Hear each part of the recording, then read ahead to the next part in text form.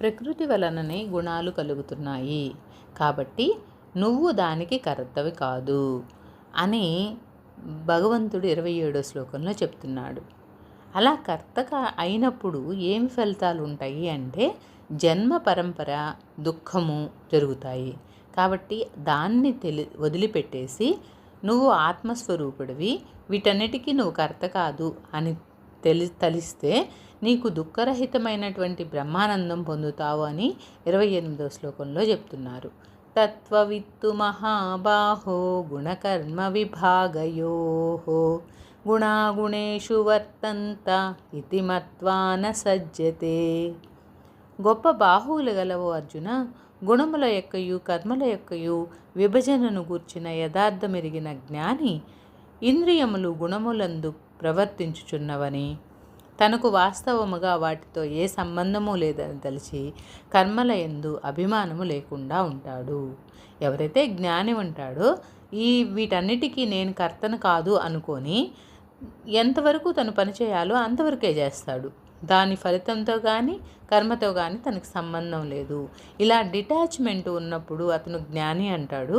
అతను ఎప్పుడూ కూడా దుఃఖం అనేది ఉండదు, జన్మ పరంపర అనేది ఉండదు అని చెప్తున్నాడు. అయితే ఇక్కడ ఈ గుణాలు అనేవి ప్రకృతితోటి తయారవుతున్నాయి, మీకు కర్మకి సంబంధం లేదు అంటున్నారు కదా. ఇది అర్థం చేసుకోవడానికి ఒక చిన్న ఉదాహరణ చూద్దాం. మనం పడుకున్న తర్వాత కొన్ని కళలు వస్తుంటాయి.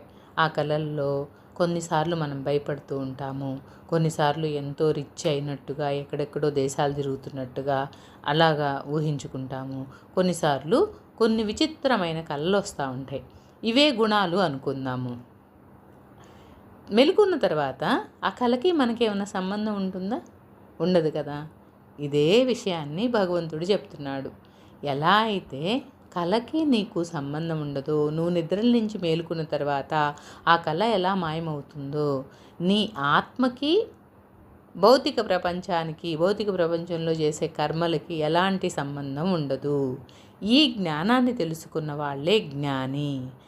ఎలా అయితే మజ్జిగలో చిలికినప్పుడు వెన్న ముద్ద వస్తుందో, ఆ వెన్న మజ్జిగలో మునక్కుండా పైకి తేలుతుందో దానికి సంబంధం లేకుండా, అలాగే ఈ తత్వవేత్తలు అనేవాళ్ళు బయటగా ప్రపంచంతో సంబంధం లేకుండా స్వచ్ఛంగా ఉంటూ జన్మని అంటే తన ఆత్మకి సంబంధం లేదని తలిచి ఆత్మానాత్మ విచారణ చేస్తూ అసలు ఈ సంసార బంధాల్లో చిక్కుకోకుండా ఆత్మదర్శనాన్ని చేసుకుంటారు.